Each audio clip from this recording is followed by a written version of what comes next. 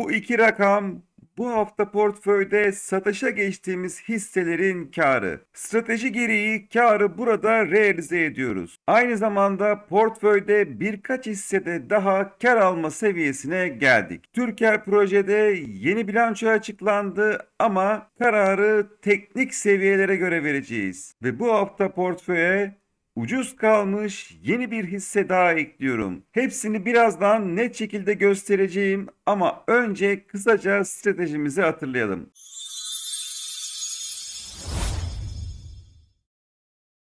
Şöyle Astor listesi üzerinden stratejiyi göstermek istiyorum arkadaşlar. Stratejimizde iki farklı indikatör kullanıyoruz. Öncelikli olarak şunu söyleyeyim. Haftalık grafikte çalışıyoruz. Kullandığımız indikatörlerden bir tanesi alt tarafta gördüğünüz Williams yüzde aralığı indikatörü, ismini şurada görebilirsiniz. Şu alt taraftaki indikatör. En alttaki kesik kırmızı çizgiler -90 seviyesi, üstteki kesik kırmızı çizgiler -10 seviyesini ifade ediyor. İkisinin arasında kalan kesik olmayan yatay çizgi ise -40 seviyesini ifade ediyor. -90 seviyesinin altında kaldığı haftalarda bizim ucuz kalan dip seviyelerimiz olduğunu düşünüyoruz. Ayrıca tamamen kendi oluşturduğum şurada ismini görebileceğiniz indikatör var. O da alt tarafta yeşil bir eğri, üst tarafta kırmızı bir eğri oluşturuyor. Yeşil eğriye temas noktaları bizim dip seviyelerimiz oluyor arkadaşlar. Pozisyona girerken hem Williams yüzde aralığı indikatöründe -90 seviyesinin altında olmasını istiyoruz, hem de kendi oluşturduğum indikatördeki yeşil eğriye temas etmesini istiyoruz. Aynı zamanda kırmızı mumla bir kapanış istiyoruz. Bakın burada 24 Kasım 2025 haftasında Astor listesinde bu durum gerçekleşiyor ve arkasından günümüze kadar tutmaya devam ediyoruz. %213'lük bir karlılık elde ediyoruz. Tabi burada sadece tek bir alım yapmıyoruz arkadaşlar. Astor listesinde tek bir alım gözükebilir ama birazdan diğer hisselerde göreceksiniz. Bahsetmiş olduğum alım durumu her oluştuğunda ilave alım yapıyoruz. Bu yüzden bütçenizi 6'ya veya 8'e bölmenizi özellikle öneriyorum. Eşit miktarlarla bazı hisselerde 6 defa, bazı hisselerde 8 defa toplama yapacağız. Bazılarında bir defa, bazılarında 2 veya 3 defa toplayacağız. Ama çok güzel karlılıkla hisseden çıkıyor olacağız arkadaşlar. Ne zaman satış gerçekleştiriyoruz? Williams yüzde aralığı indikatöründe -40 seviyesinin altında bir haftalık kapanış geldiğinde elimizdekilerin tamamını satıyoruz. Birazdan satış gerçekleştirdiğimiz hisseleri de göreceksiniz. Bu arada kendi oluşturduğum indikatörü göstergeler kısmına yazarak bulamazsınız. Bu indikatörü kullanmak isteyen arkadaşlar varsa bana yorumlarda yazarsa linkini sizlerle paylaşıyorum. Bir de şurada gördüğünüz siyah eğrimiz, yani Kaufman hareketli ortalamamız var. Bunu yardımcı bir indikatör olarak kullanıyoruz arkadaşlar. Üzerinde kaldığı sürece yükseliş trendimiz devam ediyor. Altında kaldığı sürece ise düşüş trendi devam ediyor anlamında kullanıyoruz. Evet, şimdi tek tek hisselerimizi inceleyeceğiz. Arada da yeni eklediğimiz hisseyi paylaşacağım. Bu yüzden dikkatlice izlemeye devam edin. Astor'u inceledik. Garanti Bankası ile devam ediyorum. Garanti Bankası hissesini daha önce 2 defa toplama yaptık. Şu anda %2 karlılığımız var. Williams -90 seviyesinin üzerinde olduğu için ilave alım yapmıyoruz,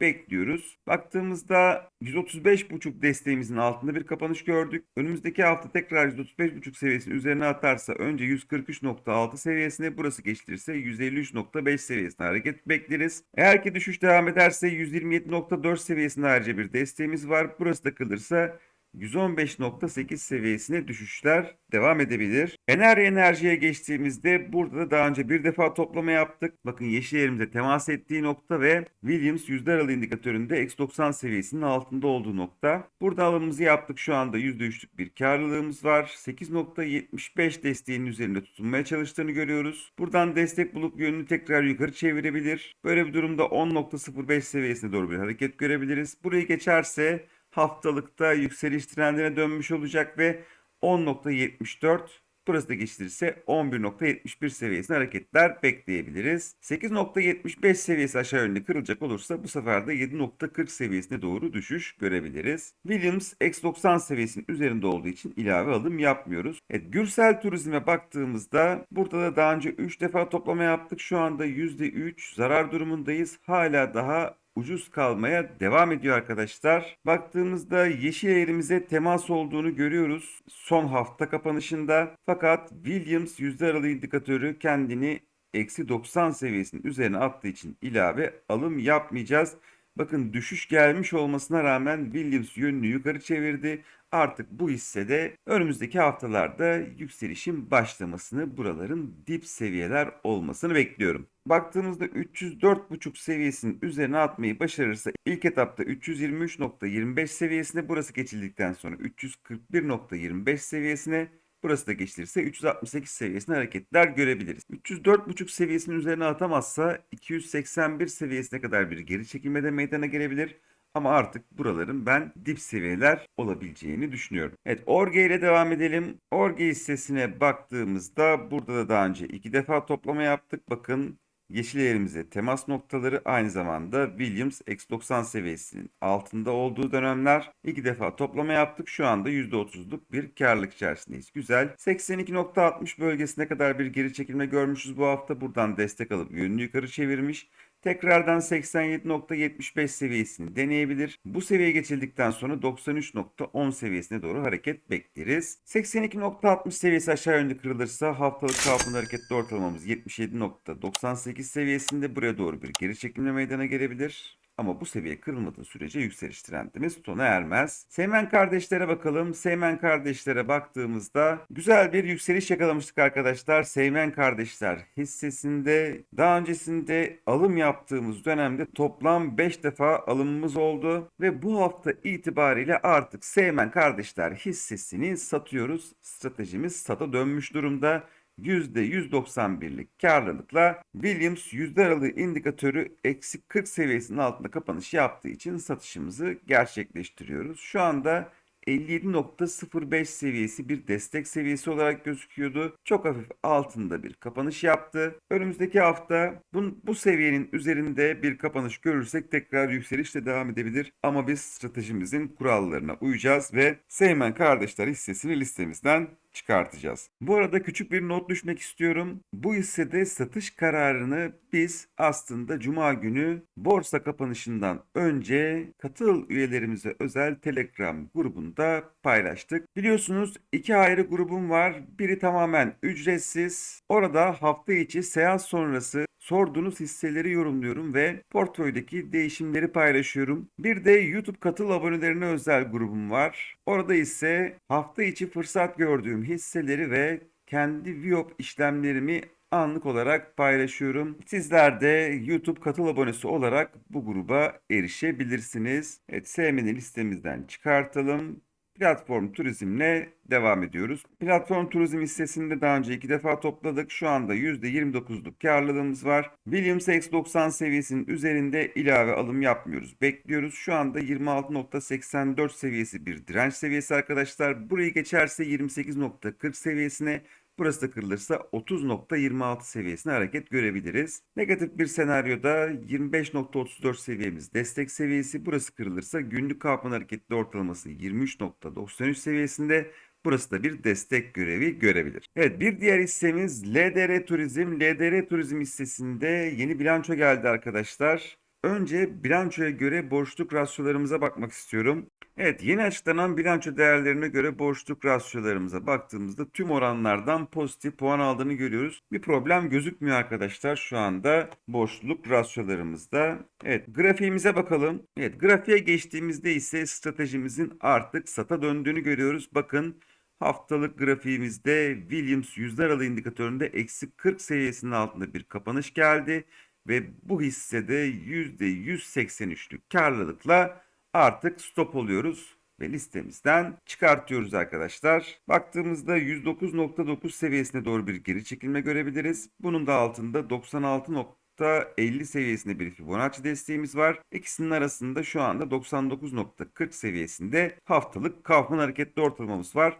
Buralar destek görevi görebilir. Dediğim gibi %183'lük karlılıkla listemizden çıkartıyorum. Bir diğer hissemiz Türker Proje. Türker Proje hissesinde de yeni bilanço geldi arkadaşlar. Hemen öncelikli olarak yeni bilanço değerlerimize göre borçluluk rasyolarımıza bakalım. Evet, baktığımızda tüm oranlardan pozitif puan aldığını görüyoruz. Herhangi bir problem yok. Tutmaya devam edilebilir. Orta vadeli stratejimize göre de hemen değerlendirelim. Grafiğe geçelim. Evet, grafiğe baktığımızda geçtiğimiz haftadan bu haftaya fiyatımız yükselmiş olmasına rağmen Williams yönünü aşağı çevirmiş vaziyette. Şu anda %54'lük karlılığımız var ama burada tedbir amaçlı olarak elimizdekilerin yarısının satılmasında fayda olacağını düşünüyorum arkadaşlar. Çünkü bu tip durumlarda, bu tip uyumsuzluk durumlarında takip eden haftalarda düşüşler gelebiliyor. Şu anda 39.46 seviyesini bir destek seviyesi olarak görüyoruz. Burası kırılırsa 36.26 seviyesine doğru düşüşler gelebilir. Bunun da altında 32.22 seviyesine doğru düşüşlerin devamını görebiliriz. Evet, Merit hissesiyle devam ediyoruz. Baktığımızda daha önce 3 defa toplama yaptık. Haftalardır böyle yatay,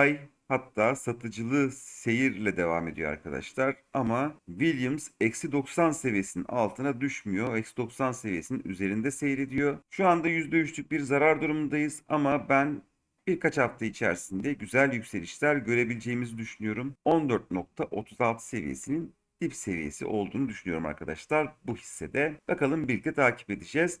Şu anda önünde 16.84 direnci var. Burası geçilirse 18.40 seviyesine doğru hareket bekleyebiliriz. Burası da geçilirse 19.64 seviyesine doğru yükseliş devam edebilir. DESA'ya geçtiğimizde DESA hissesinde de daha önce 2 defa toplama yaptık. Şu anda %25'lik bir karlılığımız var. Tutmaya devam ediyoruz. Williams eksi 10 seviyesinin üzerine attı. 2 haftadır eksi 10 seviyesinin altında seyrediyor. Önümüzdeki haftalarda eksi 40 seviyesinin altında bir haftalık kapanış gelirse elimizdekilerin tamamını satıyor olacağız. 14.73 direncinin geçilemediğini, buradan yönünü aşağı çevirdiğini görüyoruz. Tekrar 13.34 seviyesine doğru bir geri çekilme görebiliriz. Burası kırılırsa 12.24 seviyesine desteğimiz var. 14.73 seviyesi yukarı yönlü kırılması durumunda ise 16.92 seviyesine doğru hareket bekleyebiliriz. Güler yatırımla devam ediyoruz. Burada da daha önce bir defa toplama yaptık. Şu anda %2'lik bir karlılığımız var. Williams X90 seviyesinin altında, fakat yeşil eğrimizde daha mesafe var. Dolayısıyla ilave alım yapmıyoruz arkadaşlar. 3.99 seviyesi bir destek seviyesi. Buradan destek bulup yönünü tekrardan yukarı çevirebilir. Böyle bir durumda 4.22 seviyesine ilk etapta hareket bekleriz. Burası geçtirirse 4.39, burası da geçtirirse 4.57 seviyesine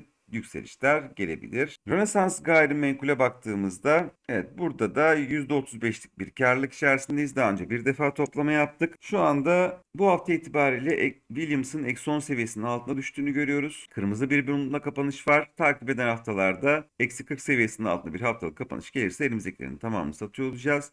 180.6 seviyesi destek seviyesi olarak gözüküyor. Bunun da altında 169.3 seviyesinde ayrıca bir desteğimiz var. Evet, şimdi listemize ekleyeceğimiz yeni hisseyle devam etmek istiyorum. Evet, hissemize baktığımızda eksi 90 seviyesinde bir kapanış yaptığını görüyoruz. Williams yüzde aralığı indikatöründe. Tam da siyah eğrimiz olan haftalık Kaufman hareketli ortalamasında olduğumuzu görüyoruz. Daha yeşil eğrimize mesafe var. Ama Kaufman hareketli ortalamasından birçok kez destek alıp yönünü yukarı çevirdiğini görüyoruz. Bakın, burada destek alıp yönünü yukarı çevirmiş. Bakın, mesela şu dönemde de bir hafta altında kapattıktan sonra yükseliş başlamış. Yine burada 1-2 hafta altında kapattıktan sonra yükseliş başlamış. Yani Kaufman hareketli ortalamasından veya 1-2 hafta altında kapanış yaptıktan sonra yükselişlerin başladığını görüyoruz arkadaşlar. Karakim hissesinde. Dolayısıyla burada bu hafta itibariyle toplamalara başlayabiliriz diye düşünüyorum. Ayrıca tabii borçluk rasyolarını da kontrol edeceğiz. Hemen ona da bakalım. Evet, baktığımızda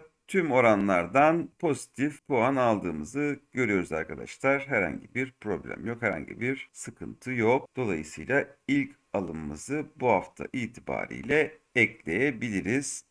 Şöyle hemen ekleyelim. Bu arada bu hisseleri seçerken uyguladığımız belli başlı kurallar var. Bu kurallar için ayrıntılı bir video daha öncesinde çekmiştim. Onu da hemen şuraya kartını bırakıyorum. Tıklayıp izleyebilirsiniz ve özellikle izlemenizi öneriyorum. Ayrıca yakın zamanda bu videoyu çektikten sonra hisse seçiminde ilave belli başlı kurallar ekledim.